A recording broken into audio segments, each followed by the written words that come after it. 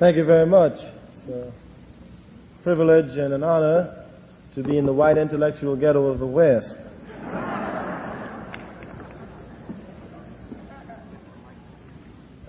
We wanted to do a couple of things before we started. The first is that based on the fact that SNCC, through the articulation of its program by its chairman, has been able to win elections in Georgia, Alabama, Maryland, and by our appearance here will win an election in California. 1968, I'm going to run for President of the United States.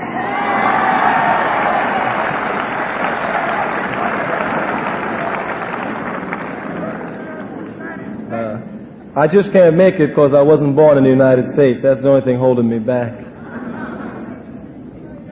We wanted to say that this is a student conference, as it should be, held on a campus, and that we're not ever to be caught up in the intellectual masturbation of the question of black power.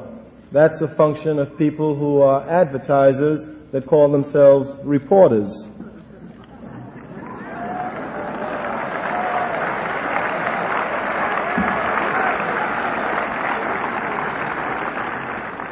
Oh, for my members and friends of the press, my self-appointed white critics. I was reading Mr. Bernard Shaw 2 days ago, and I came across a very important quote, which I think is most apropos for you. He says, "All criticism is a autobiography. Dig yourself."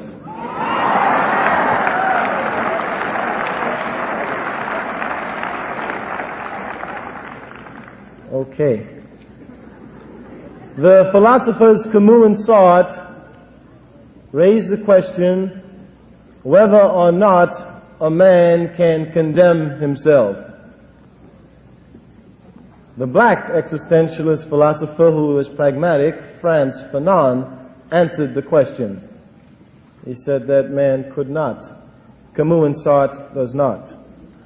We in SNCC tend to agree with Camus and Sartre that a man cannot condemn himself. Were he to condemn himself, he would then have to inflict punishment upon himself. An example would be the Nazis.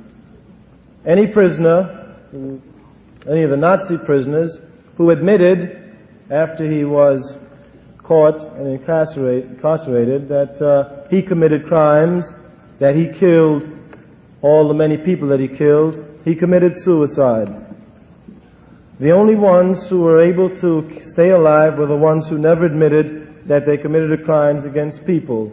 That is, the ones who rationalized that Jews were not human beings and deserved to be killed, or that they were only following orders. On a more immediate scene, the officials and the population of the white population in Neshoba County, Mississippi, that's where Philadelphia was, could not condemn Rainey, his deputies, and the other 14 men that killed 3 human beings. They could not, because they elected Mr. Rainey to do precisely what he did, and that for them to condemn him will be for them to condemn themselves. In a much larger view, SNCC says that white America cannot condemn herself, and since we are liberal, we have done it. You stand condemned. Now, a number of things then arises from that answer of how do you condemn yourselves. Seems to me that the institutions that function in this country are clearly racist, and that they're built upon racism. And the question then is, how can black people inside of this country move? And then how can white people who say they're not a part of those institutions begin to move? And how then do we begin to clear away the obstacles that we have in this society that make us live like human beings? How can we begin to build institutions that will allow people to relate with each other as human beings? This country has never done that, especially around the country of white or black. Now, several people have been upset because we've said that integration was irrelevant when initiated by blacks, and that in fact it was a subterfuge, an insidious subterfuge, for the maintenance of white supremacy. Now, we maintain that in the past 6 years or so, this country has been feeding us a thalidomide drug of integration, and that some Negroes have been walking down a dream street talking about sitting next to white people, and that does not begin to solve the problem. That when we went to Mississippi, we did not go to sit next to Ross Barnett. We did not go to sit next to Jim Clark. We went to get them out of our way. And that people ought to understand that we were never fighting for the right to integrate. We were fighting against white supremacy.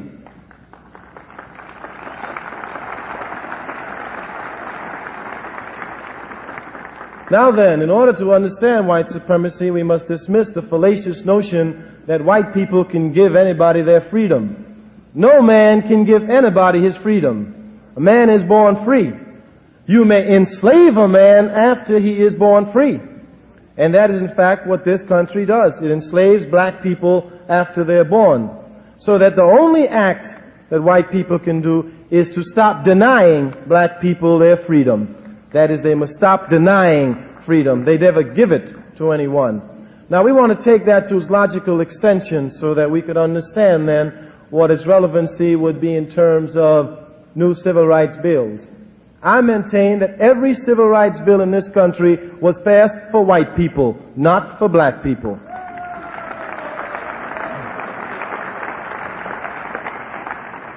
For example, I am black. I know that.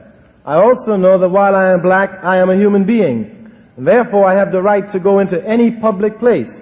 White people didn't know that. Every time I tried to go into a place, they stopped me. So some boys had to write a bill to tell that white man he's a human being. Don't stop him. That bill was for that white man, not for me. I knew it all the time. I knew it all the time.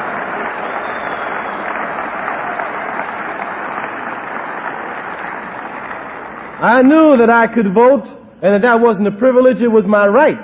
Every time I tried, I was shot, killed, or jailed, beaten, or economically deprived. So somebody had to write a bill for white people to tell them, when a black man comes to vote, don't bother him. That bill again was for white people, not for black people.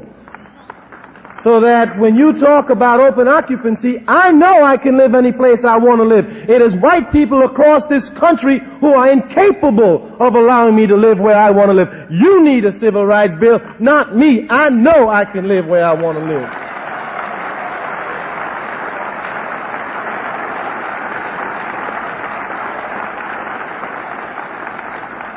So that the failure to pass a civil rights bill isn't because of black power, isn't because of the Student Nonviolent Coordinating Committee, is not because of the rebellions that are occurring in the major cities. It is incapability of whites to deal with their own problems inside their own communities. That is the problem of the failure of the civil rights bill.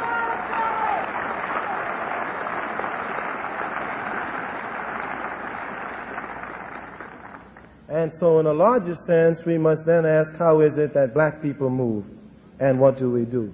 But the question in a greater sense is, how can white people, who are the majority and who are responsible for making democracy work, make it work? They have miserably failed to this point. They have never made democracy work, be it inside the United States, Vietnam, South Africa, the Philippines, South America, Puerto Rico, wherever America has been. She has not been able to make democracy work.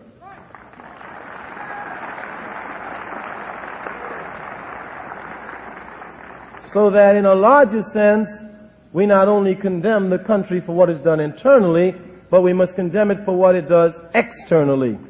We see this country trying to rule the world, and someone must stand up and start articulating that this country is not God and cannot rule the world.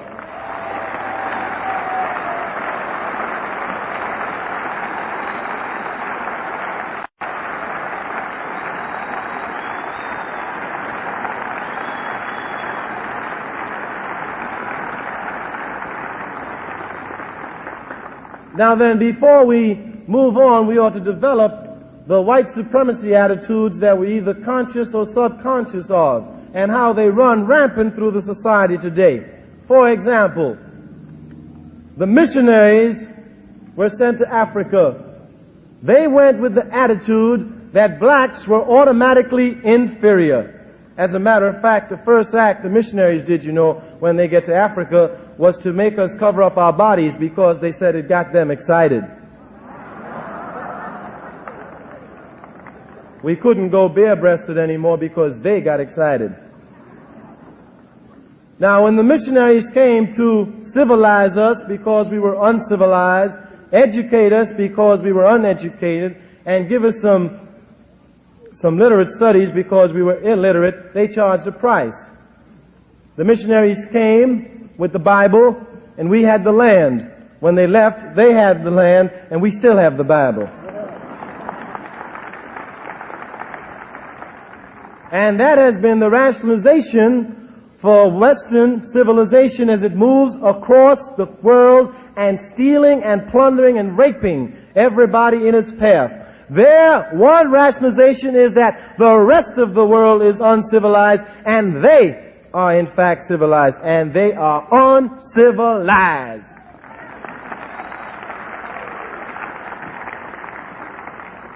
And that runs on today, you see, because what we have today is that we have what we call modern-day Peace Corps missionaries, and they come into our ghettos, and they head start, upward lift, bootstrap, and upward bound us into white society.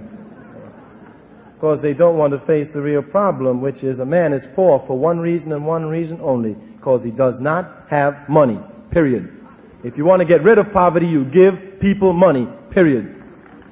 And you ought not to tell me about people who don't work and you can't give people money without working, because if that were true, you'd have to start stopping Rockefeller, Bobby Kennedy, Lyndon B. Johnson, Lady Bird Johnson, all the Standard Oil, the Gulf Club, all of them. Including probably a large number of the Board of Trustees of this university.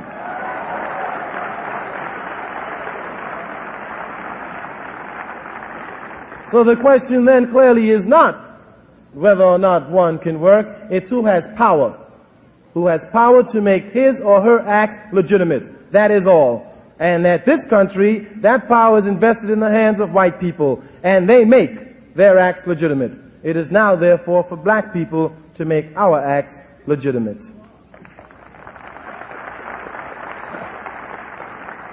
Now, we are engaged in a psychological struggle in this country, and that is whether or not black people will have the right to use the words they want to use without white people giving their sanction to it. And that we maintain, whether they like it or not, we're going to use the word black power and let them address themselves to that. But that we are not going to wait for white people to sanction black power. We're tired waiting. Every time black people move in this country, they're forced to defend their position before they move. It's time that the people who are supposed to be defending their position do that. That's white people. They ought to start defending themselves as to why they have oppressed and exploited us. Now, it is clear that when this country started to move in terms of slavery, the reason for a man being picked as a slave was one reason, because of the color of his skin. If one was black, one was automatically inferior, inhuman, and therefore fit for slavery. So that the question of whether or not we are individually suppressed is nonsensical, and it's a downright lie.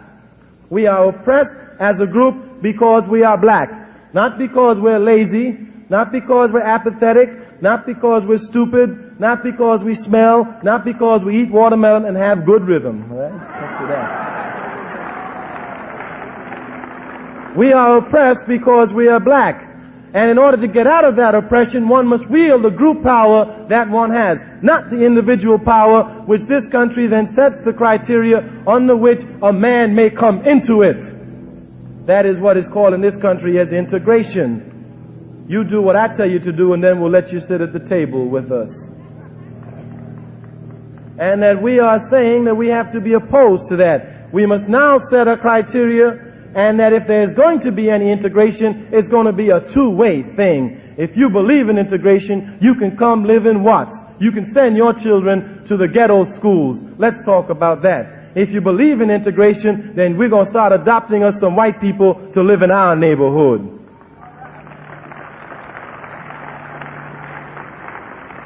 So it is clear that the question is not one of integration or segregation. Integration is a man's ability to want to move in there by himself. If someone wants to live in a white neighborhood and he is black, that is his choice. It should be his right. It is not, because white people will not allow him. So vice versa, if a black man wants to live in the slums, that should be his right. Black people will let him. That is the difference. And it's a difference on which this country makes a number of logical mistakes when they begin to try to criticize a program articulated by SNCC. Now, we maintain that we cannot afford to be concerned about 6% of the children in this country, black children who you allow to come into white schools. We have 94% who still live in shacks. We are going to be concerned about those 94%. You ought to be concerned about them too. The question is, are we willing to be concerned about those 94%? Are we willing to be concerned about the black people who will never get to Berkeley, who will never get to Harvard, and cannot get an education, so you'll never get a chance to rub shoulders with them and say, well, he's almost as good as we are. He's not like the others. The question is, how can white society begin to move to see black people as human beings? I am black, therefore I am. Not that I am black and I must go to college to prove myself. I am black, therefore I am. And don't deprive me of anything and say to me that you must go to college before you gain access to X, Y, and Z. It is only a rationalization for one's oppression. The political parties in this country do not meet the needs of people on a day-to-day basis. The question is, how can we build new political institutions that will become the political expressions of people on a day-to-day basis? The question is, how can you build political institutions that will begin to meet the needs of Oakland, California? And the needs of Oakland, California is not 1,000 policemen with submachine guns. They don't need that. They need that least of all.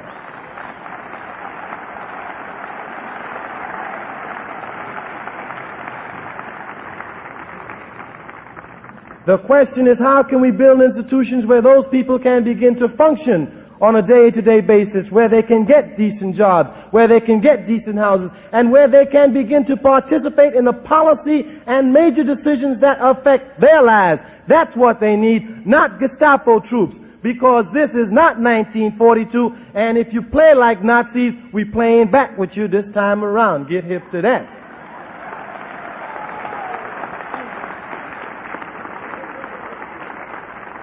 The question then is, how can white people move to start making the major institutions that they have in this country function the way it is supposed to function? That is the real question. And can white people move inside their own community and start tearing down racism where in fact it does exist? Where it exists. It is you who live in Cicero and stop us from living there. It is white people who stop us from moving into Grenada. It is white people who make sure that we live in the ghettos of this country. It is white institutions that do that. They must change in order for America to really live on a basic principle of human relationships. A new society must be born. Racism must die, and the economic exploitation of this country and non-white peoples around the world must also die. Must also die.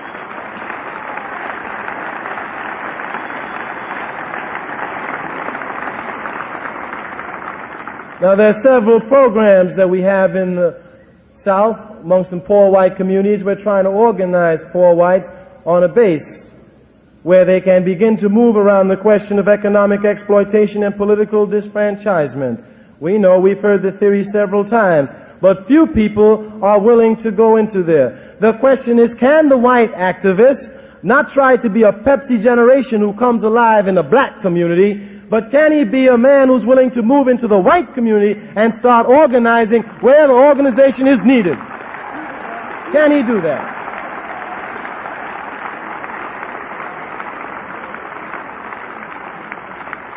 The question is, can the white society or the white activist disassociate himself with two clowns who waste time parrying with each other rather than talking about the problems that are facing people in this state? Can you disassociate yourself with those clowns and start to build new institutions that will eliminate all idiots like them?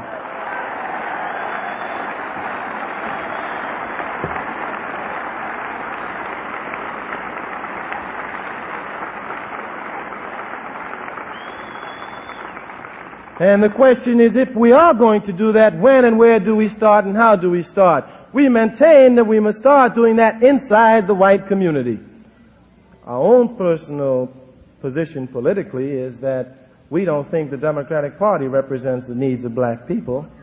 We know it don't. And that if in fact white people really believe that, the question is if they're going to move inside that structure, how are they going to organize around a concept of whiteness based on true brotherhood and based on stopping exploitation, economic exploitation, so that there will be a coalition base for black people to hook up with. You cannot form a coalition based on national sentiment. That is not a coalition. If you need a coalition to redress itself to real changes in this country, white people must start building those institutions inside the white community. And that is the real question, I think, facing the white activists today. Can they, in fact, begin to move into and tear down the institutions which have put us all in the trick bag that we've been into for the last 100 years? I don't think that we should follow what many people say, that we should fight to be leaders of tomorrow. Frederick Douglass said that the youth should fight to be leaders today. And God knows we need to be leaders today, because the men who run this country are sick. Are sick.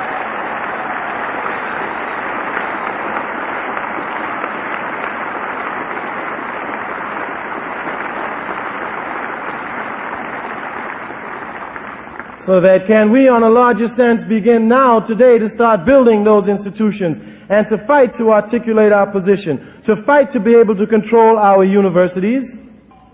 We need to be able to do that. And to fight to control the basic institutions which perpetuate racism by destroying them and building new ones. That's the real question that faces us today. And it is a dilemma because most of us do not know how to work. And that the excuse that most white activists find is to run into the black community. Now, we've maintained that we cannot have white people working in the black community, and we've made it on a psychological ground. The fact is that all black people often question whether or not they are equal to whites, because every time they start to do something, white people are around showing them how to do it. If we are going to eliminate that for the generation that comes after us, then black people must be seen in positions of power, doing and articulating for themselves. For themselves.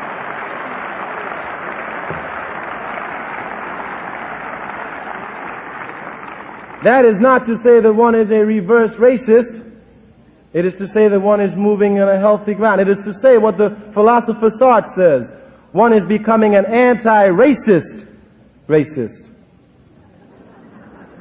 And this country can't understand that. Maybe it's because it's all caught up in racism. But I think what you have in SNCC is an anti-racist racism. We are against racist.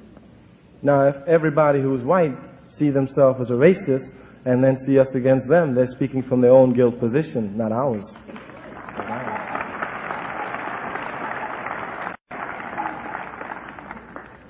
Now then, the question is, how can we move to begin to change what's going on in this country? I maintain, as we have in SNCC, that the war in Vietnam is an illegal and immoral war.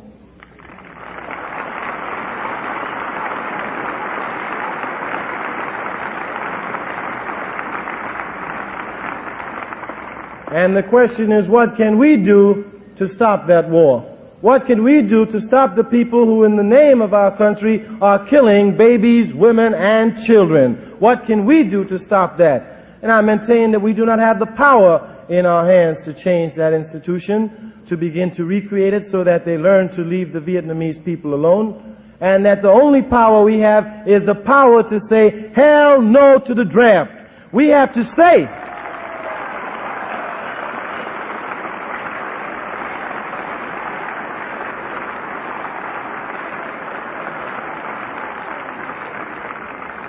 We have to say to ourselves that there is a higher law than the law of a racist named McNamara. There is a higher law than the law of a fool named Rusk. And there's a higher law, the law of a buffoon named Johnson. It's the law of each of us. It's the law of each of us.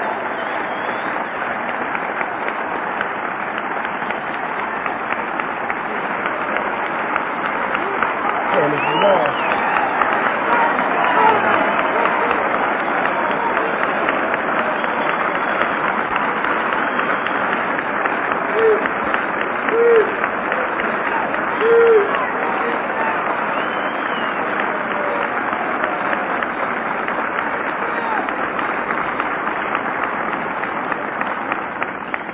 It is the law of each of us saying that we will not allow them to make us hired killers. We will stand packed. We will not kill anybody that they say kill. And if we decide to kill, we're going to decide who we're going to kill.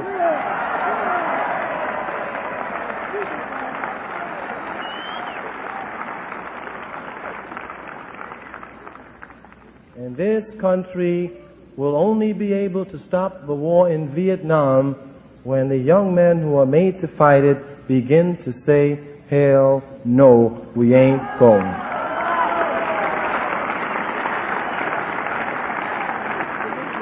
Now then, as a failure, because the peace movement has been unable to get off the college campuses where everybody has a 2S and not going to get drafted anyway. And the question is, how can you move out of that into the white ghettos of this country and begin to articulate a position for those white students who do not want to go? We cannot do that. It is sometimes ironic that many of the peace groups have beginning to call us violent and say they can no longer support us, and we are in fact the most militant organization, peace or civil rights or human rights, against the war in Vietnam in this country today. There isn't one organization that has begun to meet our stance on the war in Vietnam. Because we not only say we are against the war in Vietnam, we are against the draft. We are against the draft. No man has the right to take a man for 2 years and train him to be a killer. A man should decide what he wants to do with his life.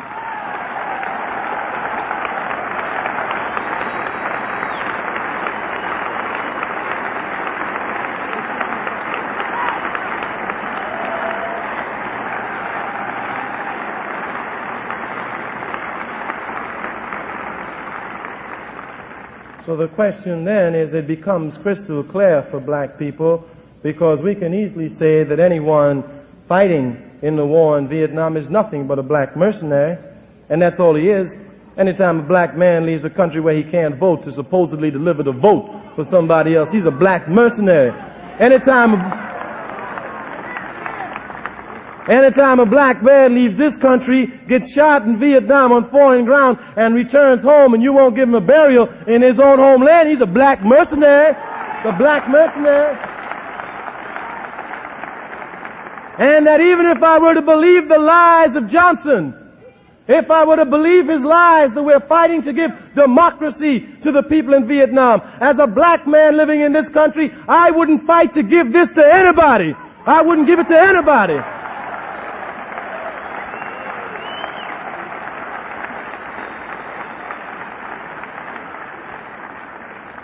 So that we have to use our bodies and our minds in the only way that we see fit. We must begin, like the philosopher Camus, to come alive by saying no. That is the only act in which we begin to come alive. And we have to say no to many, many things in this country. This country is a nation of thieves. It has stole everything it has, beginning with black people. Beginning with black people. And that the question is, how can we move to start changing this country from what it is, a nation of thieves? This country cannot justify any longer its existence. We have become the policemen of the world.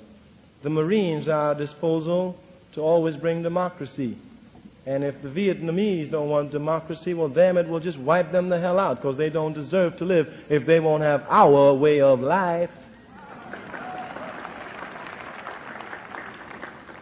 There is then, in a larger sense, what do you do on your university campus? Do you raise questions about the 100 black students who were kicked off campus a couple of weeks ago? 800? 800? And how does that question begin to move? Do you begin to relate people outside of the ivory tower on a university wall? Do you think you're capable of building those human relationships as the country now stands? You're fooling yourself. It is impossible for white and black people to talk about building a relationship based on humanity when the country is the way it is, when the institutions are clearly against us. We've taken all the myths of this country and we found them to be nothing but downright lies. This country told us that if we worked hard, we would succeed. And if that were true, we would own this country lock, stock, and barrel. Lock, stock, and barrel. Lock, stock, and barrel. It is we who have picked the cotton for nothing. It is we who are the maids in the kitchens of liberal white people. It is we who are the janitors, the porters, the elevator men. We who sweep up your college floors. Yes, it is we who are the hardest workers and the lowest paid. And the lowest paid. And that it is nonsensical for people to start talking about human relationships until they're willing to build new institutions. Black people are economically insecure. White liberals are economically secure.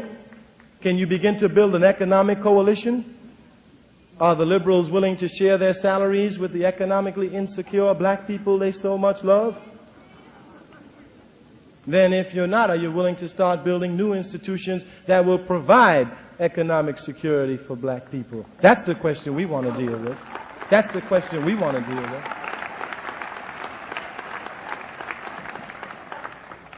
We have to seriously examine the histories that we have been told, but we have something more to do than that. American students are perhaps the most politically unsophisticated students in the world. In the world. In the world. Across every country in this world, while we were growing up, students were leading the major revolutions of their countries. We have not been able to do that. They have been politically aware of their existence. In South America, our neighbors down below the border have one every 24 hours just to remind us that they're politically aware. And that we have been unable to grasp it because we've always moved in the field of morality and love while people have been politically jiving with our lives. And the question is, how do we now move politically and stop trying to move morally? You can't move morally against a man like Brown and Reagan. You've got to move politically to cut them out of business. You've got to move politically.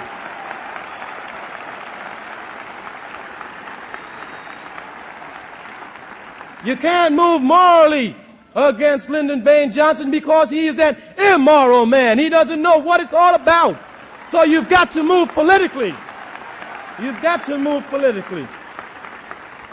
And that we have to begin to develop a political sophistication, which is not to be a parrot. The two-party system is the best party in the world. There is a difference between being a parrot and being politically sophisticated. We have to raise questions about whether or not we do need new types of political institutions in this country, and we in SNCC maintain that we need them now. We need new political institutions in this country. And anytime Lyndon Baines Johnson can head a party which has in it Bobby Kennedy, Wayne Morse, Eastland, Wallace, and all those others supposed to be liberal cats, there's something wrong with that party. They're moving politically, not morally. And that if that party refuses to see black people from Mississippi and goes ahead and sees racists like Eastland and his clique, it is clear to me that they're moving politically and that one cannot begin to talk morality to people like that. We must begin to think politically and see if we can have the power to impose and keep the moral values that we hold high. We must question the values of this society. And I maintain that black people are the best people to do that because we have been excluded from that society. And the question is, we ought to think whether or not we want to become a part of that society. That's what we want to do.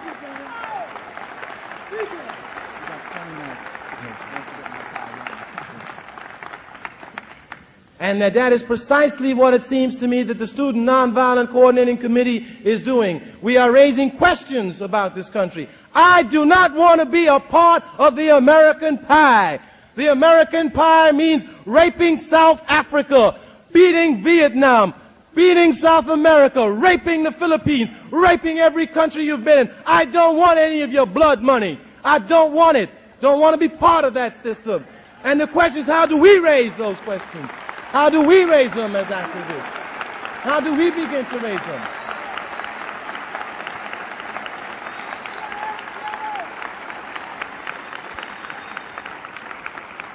We have grown up and we are the generation that has found this country to be a world power, that has found this country to be the wealthiest country in the world. We must question how she got her wealth.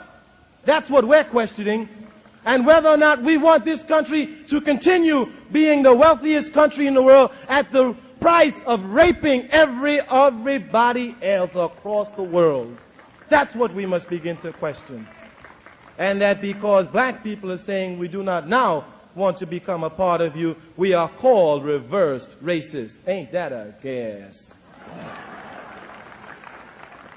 Now then, we want to touch on nonviolence, because we see that again as the failure of white society to make nonviolence work.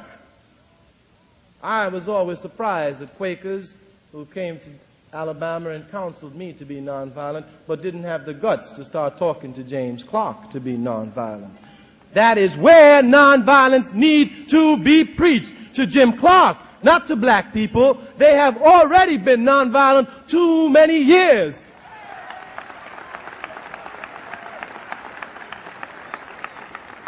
The question is, can white people conduct their nonviolent schools in Cicero, where they belong to be conducted, not among black people in Mississippi? Can they conduct it among the white people in Grenada, 6'2" men who kick little black children? Can you conduct nonviolent schools there? That is the question that we must raise, not that you conduct nonviolence among black people. Can you name me one black man today who's killed anybody white and is still alive? Even after rebellion, when some black brothers throw some bricks and bottles, 10,000 of them has to pay the crime. Because when the white policeman comes in, anybody who's black is arrested, because we all look alike.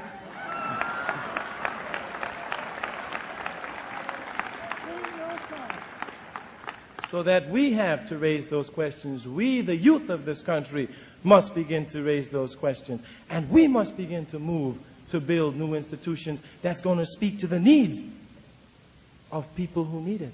We are going to have to speak to change the foreign policy of this country. One of the problems with the peace movement is that it's just too caught up in Vietnam. And that if we pulled out the troops from Vietnam this week, next week you'd have to get another peace movement for Santo Domingo. And the question is, how do you begin to articulate needs to change the foreign policy of this country? A policy that is decided upon rape, a policy on which the decisions are made upon getting economic wealth at any price. At any price.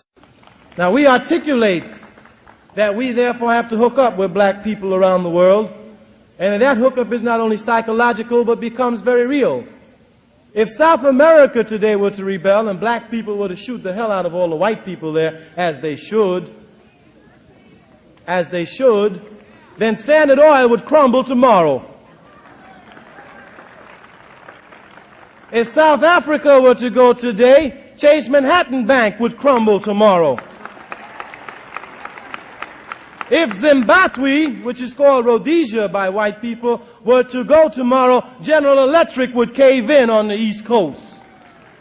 The question is, how do we stop those institutions that are so willing to fight against communist aggression but closes their eye to racist oppression? That is the question that you raise. Can this country do that? Now, many people talk about pulling out of Vietnam. What will happen? If we pull out of Vietnam, there will be one less aggressor in there. We won't be there. We won't be there. And so the question is, how do we articulate those positions? And we cannot begin to articulate them from the same assumptions that the people in the country speak, because they speak from different assumptions than I assume what the youth in this country are talking about. That we're not talking about a policy or aid or sending Peace Corps people in to teach people how to read and write and build houses while we steal their raw materials from them. Is that what we're talking about? Because that's all we do. What underdeveloped countries needs information on how to become industrialized so they can keep their raw materials where they have it, produce them, and sell it to this country for the price it's supposed to pay. Not that we produce it and sell it back to them for a profit and keep sending our modern day missionaries in, calling them the sons of Kennedy. And that if the youth are going to participate in that program, how do you raise those questions where you begin to control that Peace Corps program? How do you begin to raise them? How do we raise the questions of poverty? The assumption for this country is that if someone is poor, they are poor because of their own individual blight. Oh, they weren't born on the right side of town. They had too many children. They went in the army too early. Their father was a drunk. They didn't care about school. They made a mistake. That's a lot of nonsense. Poverty is well calculated in this country. It is well calculated. And the reason why the poverty program won't work is because the calculators of poverty are administering it. That's why it won't work.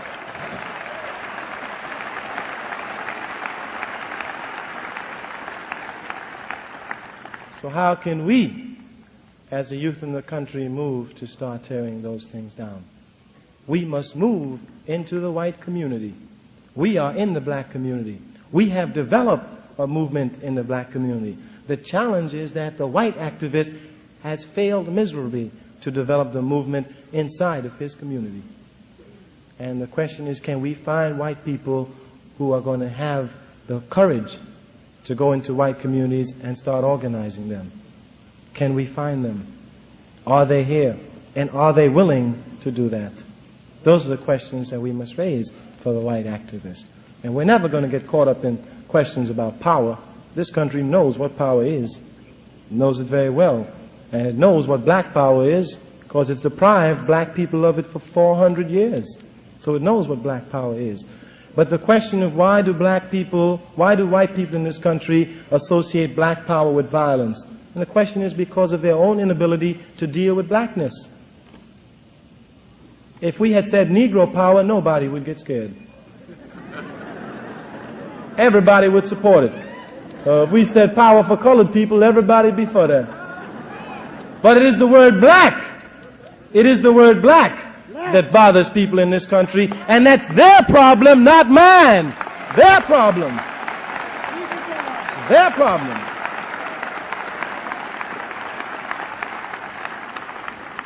Now, there's one modern day lie that we want to attack and then move on very quickly, and that is the lie that says anything all black is bad. Now, you're all college university crowd. You've taken your basic logic course. You know about a major premise, a minor premise. So people have been telling me anything all black is bad. Let's make that our major premise. Major premise. Anything all black is bad. Minor premise or particular premise. I am all black. Therefore.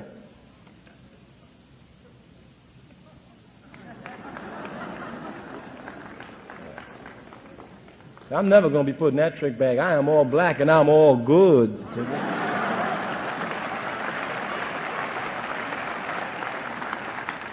Anything all black is not necessarily bad. Anything all black is only bad when you use force to keep whites out. Now that's what white people have done in this country, and they're projecting their same fears and guilt on us, and we won't have it. We won't have it. Let them handle their own fears and their own guilt. Let them find their own psychologists. We refuse to be the therapy for white society any longer. We have gone mad trying to do it. We have gone starved, raving mad trying to do it. I look at Dr. King on television every single day, and I say to myself, now there is a man who is desperately needed in this country. There is a man full of love. There is a man full of mercy. There is a man full of compassion. But every time I see Lyndon on television, I said, Martin, baby, you got a long way to go.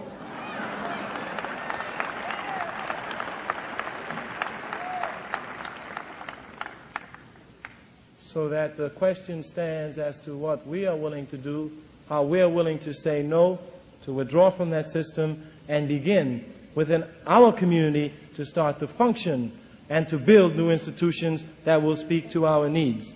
In Lowndes County, we developed something called the Lowndes County Freedom Organization. It is a political party. The Alabama law says that if you have a party, you must have an emblem.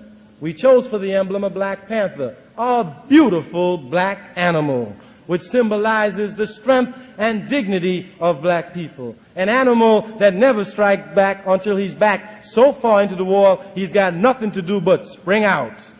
Yeah. And when he springs, he does not stop. Now, there is a party in Alabama called the Alabama Democratic Party. It is all white.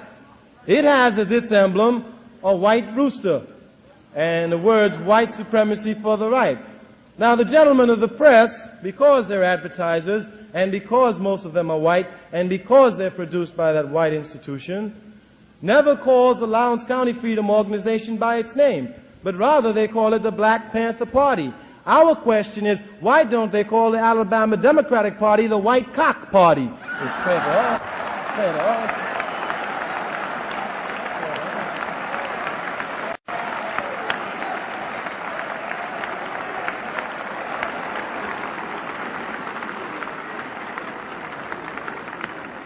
It is clear to me that that just points out America's problem with sex and color. Not our problem. Not our problem.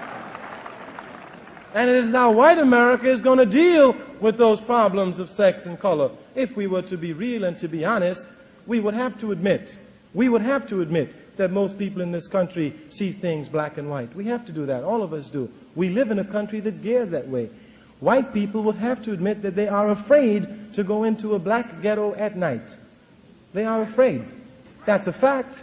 They're afraid because they'd be beat up, lynched, looted, cut up, etc., etc. That happens to black people inside the ghetto every day, incidentally.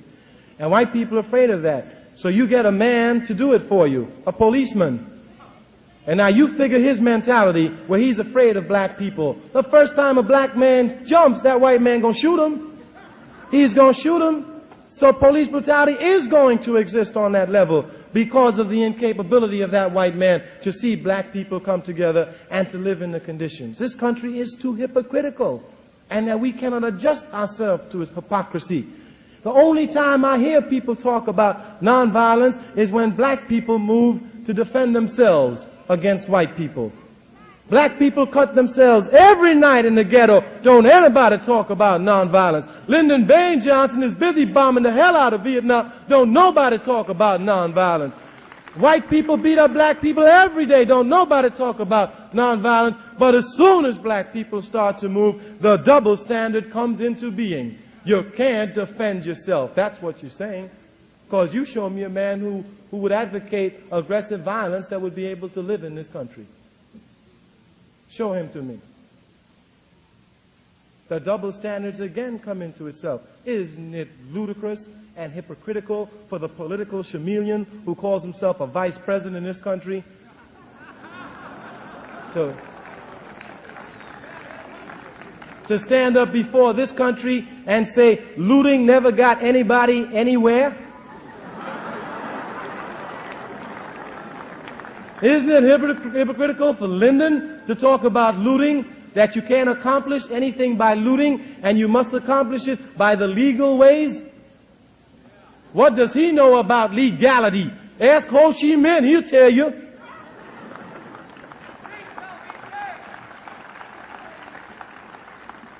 So that in conclusion, we want to say that number one, it is clear to me that we have to wage a psychological battle on the right for black people to define their own terms, define themselves as they see fit, and organize themselves as they see it. Now the question is, how is the white community going to begin to allow for that organizing? Because once they start to do that, they will also allow for the organizing that they want to do inside their community. It doesn't make a difference because we're going to organize our way anyway. We're going to do it. The question is how we're going to facilitate those matters, whether or not it's going to be done with 1,000 policemen with submachine guns, or whether or not it's going to be done in a context where it is allowed to be done by white people warding off those policemen. That is the question. And the question is, how are white people who call themselves activists ready to move into the white communities on 2 counts: on building new political institutions to destroy the old ones that we have, and to move around a concept of white youth refusing to go into the army, so that we can start then to build a new world. It is ironic to talk about civilization in this country. This country is uncivilized. It needs to be civilized. It needs to be civilized.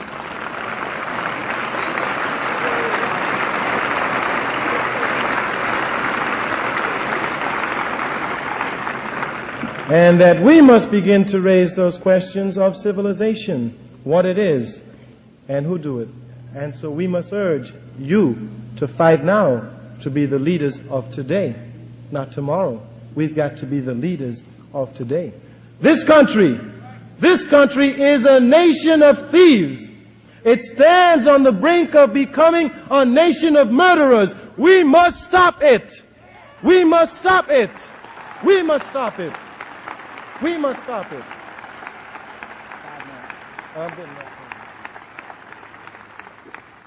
And then, therefore, in a larger sense, is the question of black people. We are on the move for our liberation. We have been tired of trying to prove things to white people. We are tired of trying to explain to white people that we're not going to hurt them. We are concerned with getting the things we want, the things that we have to be able to function. The question is, can white people allow for that in this country? The question is, will white people overcome their racism and allow for that to happen in this country? If that does not happen, brothers and sisters, we have no choice but to say very clearly, move over or we gonna move on over you. Thank you.